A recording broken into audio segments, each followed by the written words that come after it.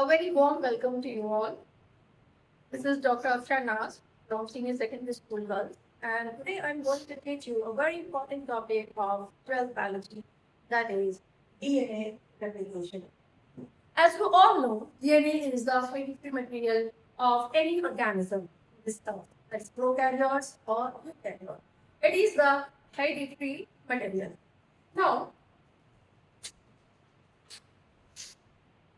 after going through this topic, you will be able to define DNA replication, explain the process of DNA replication, understand the semi-conservative nature of DNA replication.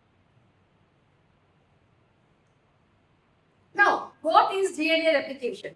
DNA replication is the replication, or you can say it is the method or the process by which any daughter cell preserves the और identical genetical information. इसका मतलब ये हुआ कि जब कोई भी cell divide करती है तो वो एक सेल से दो सेल होती है, and you know very well that पूरी हमारी बॉडी में बिलियंस ऑफ सेल्स होते हैं। तो इन सब सेल्स में सेम जेनेटिक इंफॉर्मेशन का होना बहुत जरूरी है, और ये तभी पॉसिबल है जब हमारा डीएनए जो है वो रेप्लिकेट करेगा। डीएनए जब रेप्लिकेट करता है तभी ये पॉसिबल होगा कि हर हमारे सेल के अंदर सेम जेनेटिक इंफॉर्मेशन मौजूद रहे।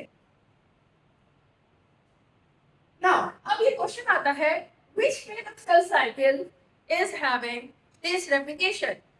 So you all know very well there are two different important phases, that is interphase and the M phase.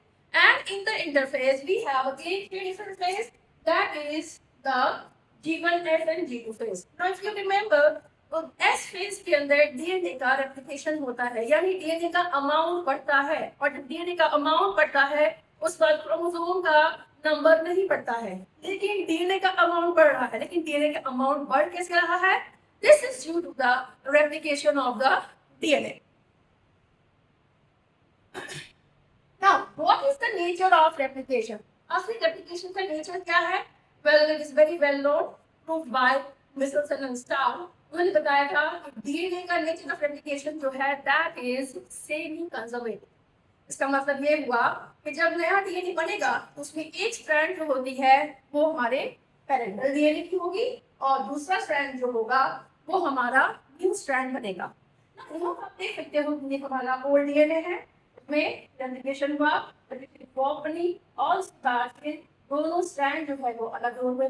लेकिन इसकी जो नया डीएनए बन रहा है पेरेंटल से पकड़ा है, so now it is clear that half of the genetic information comes from the parent, and a new strand DNA is formed during the process of replication. So that's why it is known as the semi-conservative. And next, process of DNA replication. अब हम आते हैं कि ये DNA replication की process होती कैसे है, किस तरह से डीएनए रेप्लिकेट करता है। बेटा ये बहुत ही ज्यादा एनर्जी रिक्वायरिंग प्रोसेस होती है, इसमें काफी एनर्जी लगती है, एंड इसके साथ साथ इसमें हमारे ये बहुत सारे एंजाइम जो है वो काम करते हैं, वो लोग मिल करके, and there are some proteins also, वो सब मिल करके डीएनए प्रोसेस को, रेप्लिकेशन को अंजाम देते हैं। ठीक है ना? So there are 5 major steps: initiation and activation of DNA, unwinding of DNA, primer formation, and then elongation of new strand of DNA, and then finally the termination.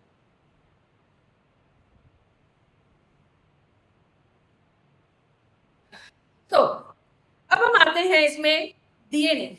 DNA का जो रेप्लिकेशन होता है, जो process of DNA replication is similar in both prokaryotes and the eukaryote, दोनों में same तरह के होते हैं, except a few enzymes that are present in the eukaryotic system, but it is absent in the prokaryotes. So दोनों का आप अगर एक को समझ जाओगे तो दूसरा भी आराम से समझ जाओगे।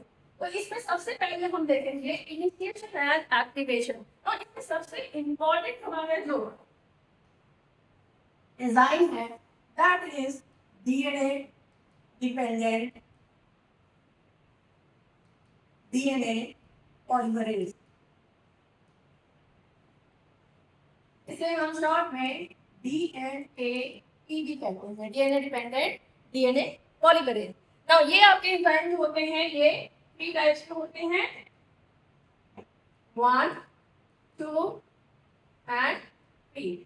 Now there are three different types of DNA polymerase enzyme, and of all these three enzymes, the important enzyme or the best one that prokaryotic cell follow or use is the DNA dependent DNA polymerase 3. DNA polymerase 1 2 भी same काम करते हैं, लेकिन जो important हमारा enzyme है that is DNA polymerase 3. क्यों? Now there are certain factors by on which this DNA dependent polymerase 3 it has been chosen by the cell. इसकी वजह क्या है? This dependent 3, this DNA polymerase 3 is very fast. बहुत fast होती है. Nearly 200,000 base pairs per second इसमें attachment करने की इसमें पावर होती है. And then it is highly accurate. Accurate का मतलब क्या हो रहा है? मतलब कि जब हम कॉम्प्लीमेंट्री स्ट्रैंड से, जब आप जान रहे हो एक कॉम्प्लीमेंट्री रूल फॉलो होती है, जब हमारा हेलिकल डीएनए से एक स्ट्रैंड से दूसरा डीएनए बन रहा है तो उसमें हमारा कॉम्प्लीमेंट्री बेस पेयर अटैच होते हैं. अब अगर ये बेस पेयर गलत हो जाएंगे तो उससे क्या प्रॉब्लम हो जाएगी? म्यूटेशन होगा. And you know very well that mutation is never very good for the cell. जब म्यूटेशन हो जाएगा तो उसका मतलब क्या है? सेल चाहेगा कि म्यूटेशन स्प्रेड नहीं हो. सो फॉर दैट पर्पस क्या होगा? It will choose DNA polymerase 3. Although 1 and 2 is there, but 3 is more better. It is the best one as compared to 1 and 2. अब इसमें एक और बात होती है, इनिशिएशन होगा तो किसी एक पॉइंट में जाकर के सेल जो है वो इनिशिएट करेगा. यानी जो हमारा डीएनए स्ट्रैंड है, ये हमारा डीएनए स्ट्रैंड है, इसमें किसी पॉइंट में जाकर के हमारा मान लीजिए यहाँ पर हमारा स्टार्ट होगा. तो स्टार्ट होने से पहले हमारा क्या होगा? इस डीएनए को आकर के एंजाइम खोलेंगे. नाउ खोलने से पहले जो एंजाइम आएंगे that is known as helicase. ठीक है, खोलने से पहले हमारा क्या होगा? एक्टिवेशन प्रोसेस होगा. This is again a very important step. Activation process. Activation process में क्या होगा? ना हमारे सेल के अंदर जो डीएनए न्यूक्लियोटाइड्स हैं वो मोनोफॉस्फेट के फॉर्म में रहते हैं. ठीक है, अब मोनोफॉस्फेट में इतनी एनर्जी नहीं होती है. सो आप जानते हो कि एटीपीज जो होती हैं वो एनर्जी करेंसी कहलाती हैं, है ना. सो नाउ दीज, ये जो हमारा न्यूक्लियोटाइड्स है, न्यूक्लियोटाइड्स क्या कहते हैं हमारे? Adenine, guanine, cytosine and thymine. ये सब किस फॉर्म में प्रेजेंट रहते हैं सेल में? ये सब हमारा प्रेजेंट रहता है मोनोफॉस्फेट के फॉर्म पे.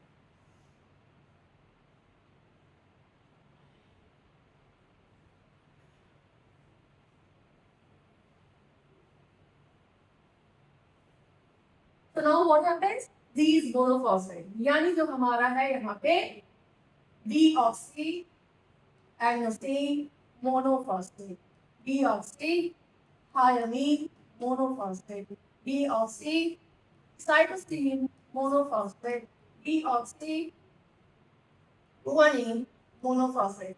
ये सब के सब को कन्वर्ट करना होगा ट्राइफॉस्फेट के फॉर्म में. वो कैसे होगा? Now here is H3PO4 in the presence of phosphorylase enzyme. Phosphorylase enzyme के presence में इसका conversion होगा and all this will convert into deoxy A, P, deoxy E, P, deoxy C, P, and deoxy D. यानी guanosine triphosphate, deoxy cytosine triphosphate, deoxy thiamine triphosphate and so on. So ये जो आप देख रहे हैं phosphorylase is very very important step. अब इसका क्या purpose हुआ? This activation has dual purpose.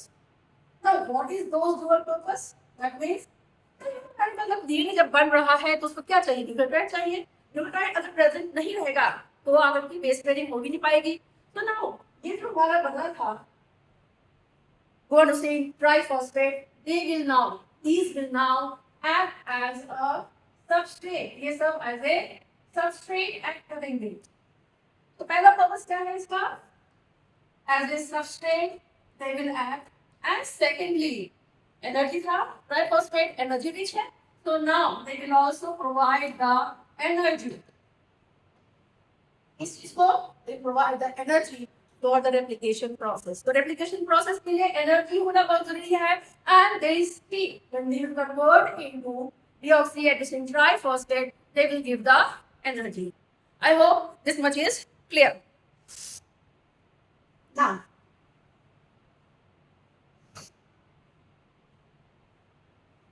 how is the initiation taking place?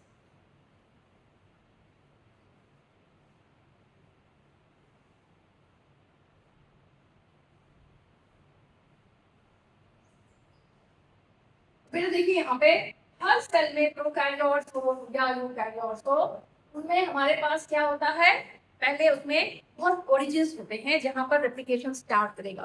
तो अगर प्रोकैरियोट्स है तो आप जानते हो दिस सर्कुलर डीएनए, तो वहां पर हमारा सिर्फ क्या होगा, एक ओरिजिन साइट होगी। रेप्लिकेशन ऑफ ओरिजिन सिर्फ एक होगा इन प्रोकैरियोट्स, वन ओआरआई, तो कहते हैं ओआरआई साइट। अगर यूकैरियोट्स है यहाँ पर मेनी होंगे, यूकैरियोट्स होंगे तो वहां मेनी होंगे। क्यों? Because the size of DNA is quite larger in eukaryotes as compared to the prokaryotes. ठीक है? Now see here, जब हमारा यहाँ पे आपका देख रहे हैं, यहाँ पे DNA जो है खुल गई है, ठीक है? खुली है तो ऑब्वियसली क्या हुआ, हमारे दोनों स्ट्रैंड है वो दोनों ओपन हो गए हैं। This phase is known as replication form formation. देखिए जैसे कि कांटा चम्मच आपका होता है ना, फॉर्म बने होते हैं। यहाँ पर क्या आप देखिए एक डीएनए स्ट्रैंड है, उस स्ट्रैंड जब खुल जाते हैं तो यहाँ पर वो रेप्लिकेशन फॉर्म बनाते हैं। नाउ इसमें क्या होगा, जब ओपनिंग होती है तो उसी को हम कहते हैं replication form. Now let's see कौन कौन से एंजाइम है जो इसमें बहुत इंपॉर्टेंट है and does help in the process of replication. So here I have got a structure already.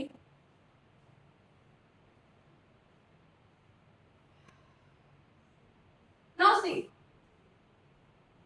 ये हमारा जो डीएनए था, डॉक्टर स्ट्रक्चर डीएनए था। अब डीएनए स्ट्रक्चर में हमारा सबसे पहले क्या है, डीएनए को हम ओरिजिन ऑफ रेप्लिकेशन में ओपन करेंगे। तो यहाँ पर मान लीजिए था हमारा ओरिजिन ऑफ रेप्लिकेशन, तो सबसे पहला एंजाइम जो हमारे पास आएगा वो कौन सा एंजाइम आएंगे, हेलिकेज एंजाइम होंगे। ठीक है, सी हेलिकेज लिखा हुआ है, this helicase will come and join at the replication of origin site. तो यहाँ आ करके ये जो है अटैच कर देंगे, अटैच करने से क्या होगा, डीएनए अनवाइंड कर देगा, डीएनए जो है खुल जाएगी।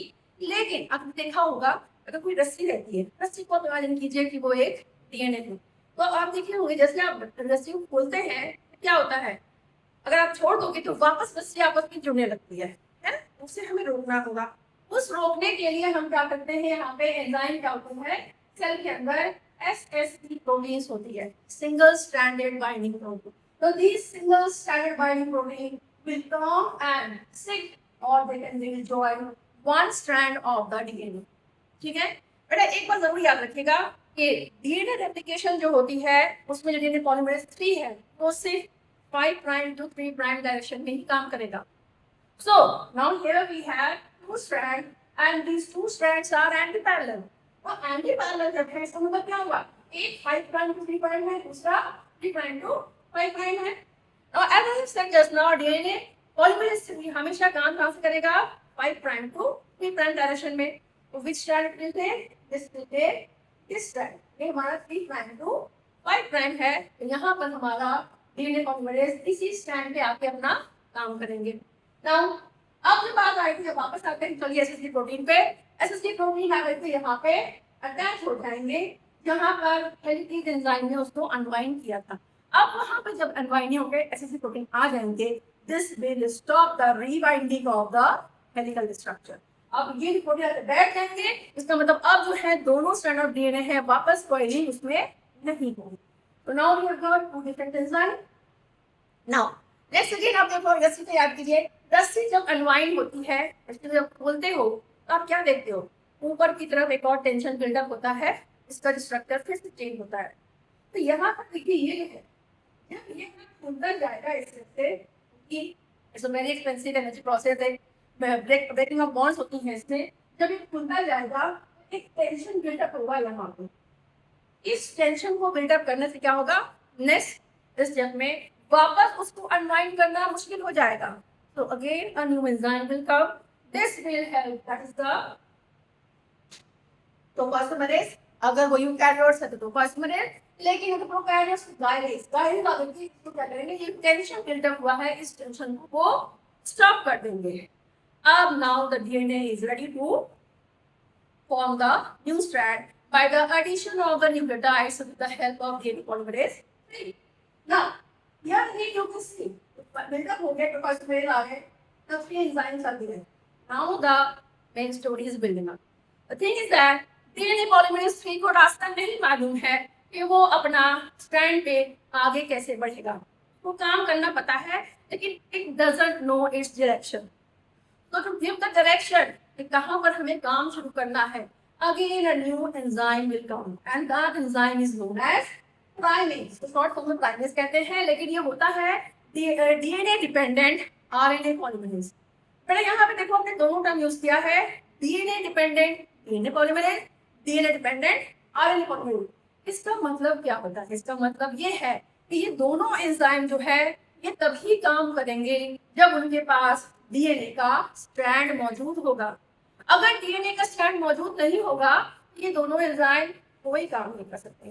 सो for the primase to work it has to have a DNA strand. तो हमारे पास डीएनए स्ट्रैंड है, डीएनए स्ट्रैंड में आकर प्राइमेज आएंगे और वहां पर वो क्या करेगा, ऑब्वियसली आरएनए पॉलीमरेज है तो वहां क्या ज्वाइन करेगा, वो अपने आरएनए का न्यूक्लियोटाइड ज्वाइन करेगा। Now you know very well the difference. Difference क्या है, ये आरएनए में थायमीन नहीं होती है, वहां यूरेसिल हो जाती है, ठीक है।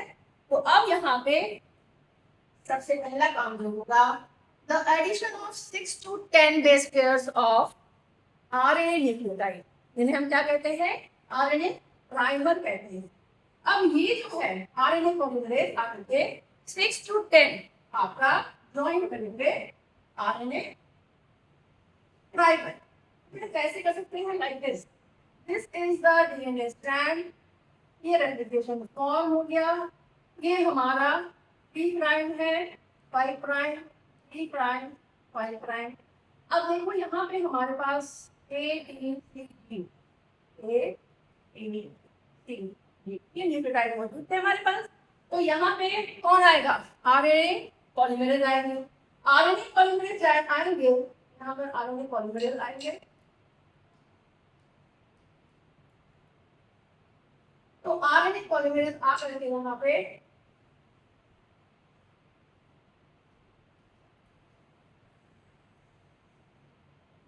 it will join 6 to 10 base pair and this is known as primer।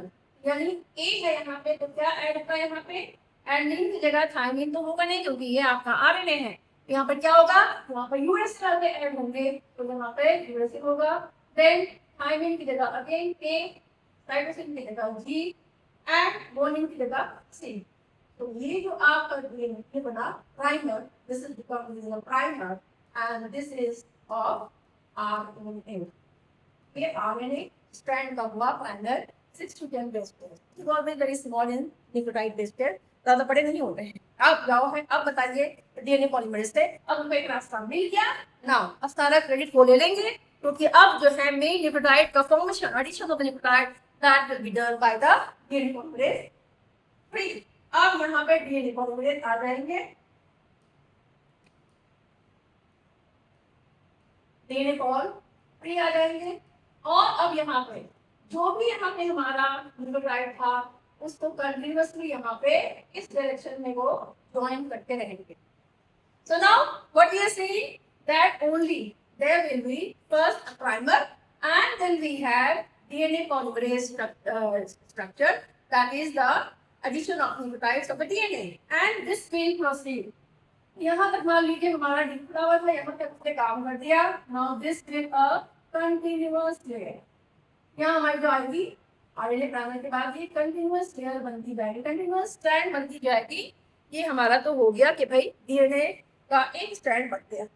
लेकिन अब बताइए, अब यहाँ से फिर से आपने क्या हुआ था, यहाँ पे लिंकेज था, यहाँ पे हमारा ये काम रुक गया।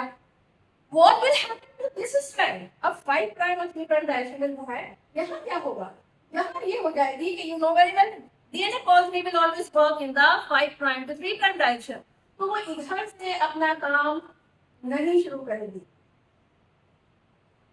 काम शुरू करेंगी ये फिर अपना काम इधर से शुरू करेंगी। ये आपका 5 और 3 था, इसका कौन सा पार्ट 5 प्राइम था यहाँ पे आपका 3 था ना, यहाँ पे हमारा 5 प्राइम आपका बढ़ेगा और फिर यहाँ से आपका 5 प्राइम की तरफ से आपका ये जो स्टैंड बनेगी वो 3 बढ़ना चाहिए ना, ये 5 है, ये अपना काम इधर शुरू करेगी। देखिए कैसे,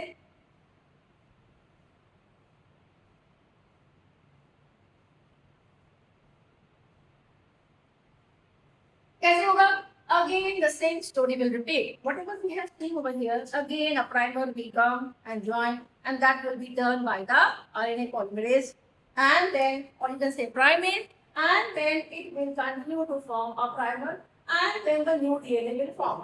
यहाँ पर आपका DNA हुआ और ये आपका प्राइमर, यहाँ आप देख सकते हैं देखिए क्लियरली हमें शो हो रहा है ये जो है आपका यहाँ पर प्राइमर ऐड हो गया और हमारा यहाँ एक DNA स्ट्रैंड बन गया, DNA स्ट्रैंड बन गया।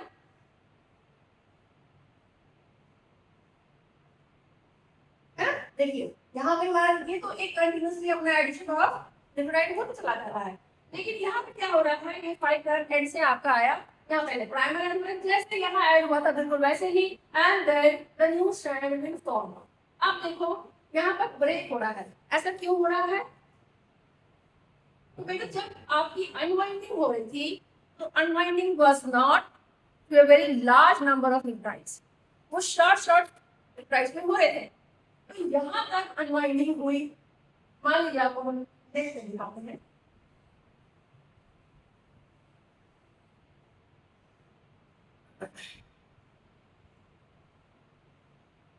ठीक है, यहाँ हमारा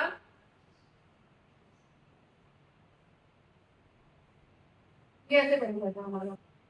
अब ये जो हमारा हुआ, अब ये डीएनए हमारा जो यहाँ था, ये डीएनए यहाँ फ्रैगमेंट वाला बना, छोटा सा बना, यहाँ पे यहाँ कंटिन्यूअस था, इसे हम कंटिन्यूअस स्ट्रैंड भी कहते हैं, लीडिंग स्ट्रैंड भी कहते हैं, और इधर वाले को हम कह रहे हैं लैगिंग स्ट्रैंड।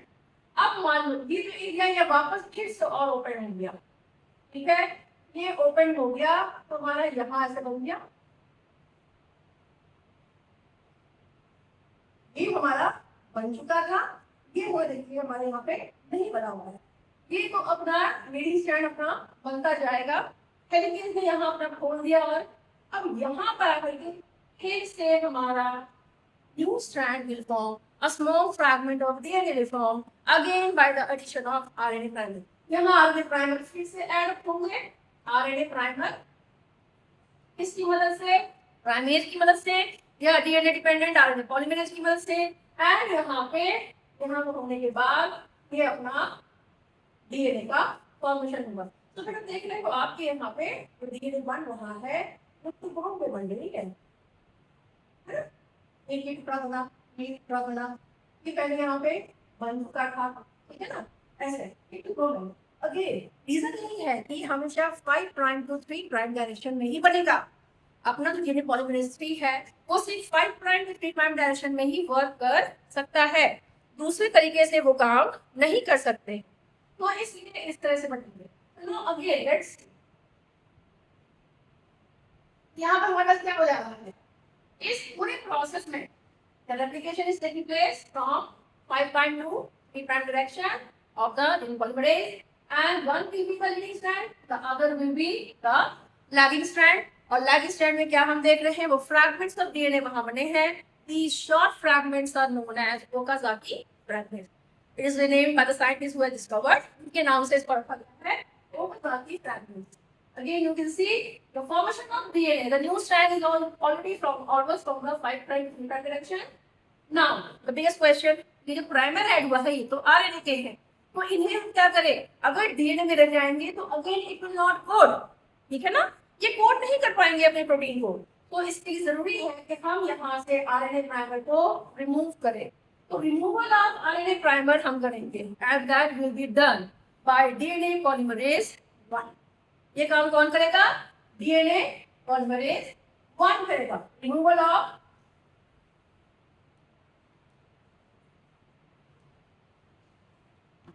RNA primer. कौन करेगा ये? This will be done by DNA call 1. ये काम DNA polymerase 1 करेगा. Now अब आप बोलोगे यहाँ पर भी प्राइमर प्रेजेंट है, इन सब प्राइमर को रिमूव करेगा DNA polymerase 1. Next we have this DNA. तो अब आप देखोगे कि यहाँ पे सारे DNA जो बन रहे हैं वो तो कंटिन्यूअस बन रहा है, लेकिन यहाँ फ्रैगमेंट बन रहे हैं. तो हमारा फ्रैगमेंट बनने से हमारा कोई वो प्रोटीन को कोड नहीं करेगा. तो हमें क्या जरूरत है? We have to add those fragment. उन सब फ्रैगमेंट्स को हमें जोड़ना होगा. पहले हमें रिमूव करना है प्राइमर वहां से और फिर उसको हमें जोड़ना होगा. जब हम जोड़ेंगे इसको, ये जोड़ने वाला काम कौन करेगा? DNA ligase. तो डीएनए लाइगेज का बहुत इंपॉर्टेंस है. बायोटेक्नोलॉजी में भी आप आगे पढ़िएगा कि डीएनए लाइगेज जो है बहुत इंपॉर्टेंट है. इसको डीएनए को जोड़ने में, कहीं पर भी डीएनए को जोड़ने में डीएनए लाइगेज एंजाइम जो होती है वही काम आती है. तो this is how the DNA replication is taking place. I hope this is all clear. If you have any doubt, you can ask any questions to this. Now see, next, what is the difference between a leading and lagging strand? Leading और lagging strand. हमने देख लिया कौन सा है leading strand और हमने ये भी देखा कि कौन सा है lagging strand. ठीक है ना? अब lagging strand मतलब क्या है? जो strand बाद में बन रही है, that means Okazaki fragment. Leading strand कौन सा है? जो सिंथेसाइज कंटिन्यूअसली हो रही है. तो ये बहुत सा सवाल आते हैं कि लीडिंग और लैगिंग में डिफरेंस क्या है. तो लीडिंग स्ट्रैंड होती है synthesise continuously and lagging strand होती है synthesise in fragments. And this is the also leading strand होती है फास्टर प्रोसेस होती है. क्यों?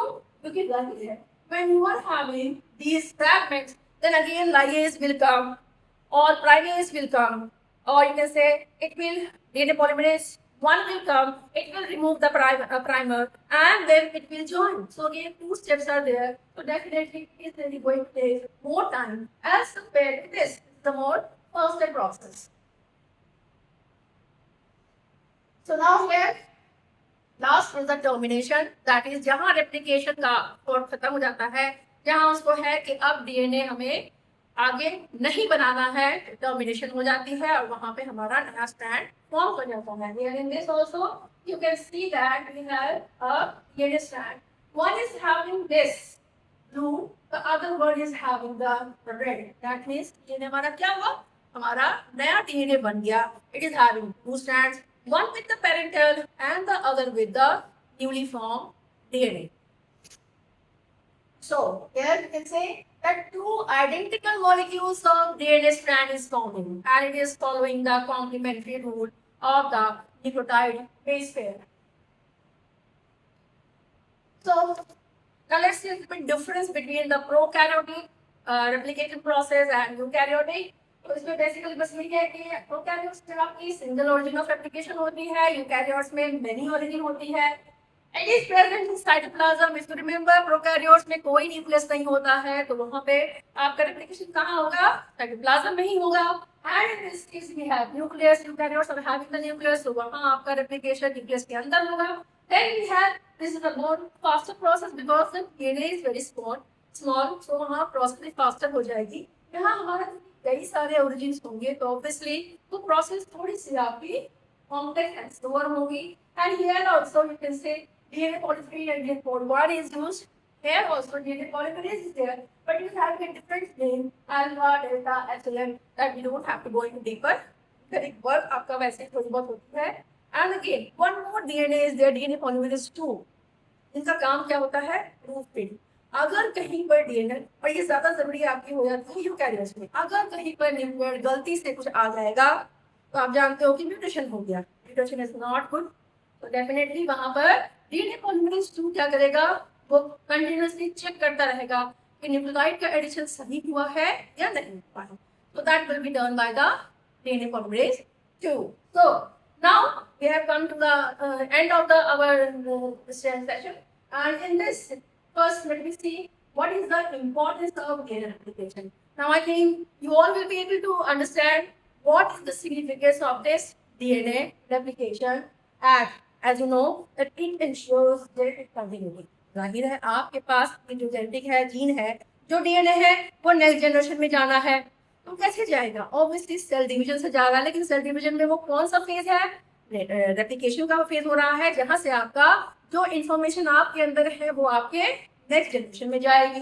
Then we have essential for growth and repair. Obviously cell का आपको पता है कि cell division is very important for growth and repair. कहीं गिर गया, टूट गया, किसी को चोट लग गई, वहां रिप्लेस करना है सेल को, तो जब तक अगेन डिवीजन होगी तो डिवीजन प्रोसेस में आपको सेल रेप्लिकेशन होना जरूरी है। Then we have in reproduction.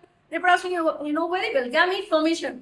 Gamete formation कहाँ से होगी? मियोसिस। तो whether it is a mitosis or it is meiosis, there is always a replication of DNA taking place in the S phase. So definitely it is helping all round. It is helping in the reproduction process, and finally it is helping in the maintenance of genetic stability across the generations. Genetic stability को भी maintain कर रहा है। क्यों? क्योंकि मैंने बताया कि म्यूटेशन हमें नहीं होने देना है। म्यूटेशन कुछ भी देयर, लेकिन उस चीज को रोकना है, और एक्यूरेसी होनी चाहिए। जो भी न्यूक्लियोटाइड आपका पेरेंटल में है, उसी का कॉम्प्लीमेंट्री आपका दूसरे में भी आपके सेकंड स्टैंड में होना चाहिए।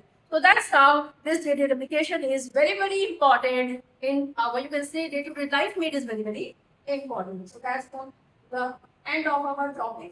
And now a big question: why is data replication called as a semi-conservative? Now you all should think upon it, and you should write correctly.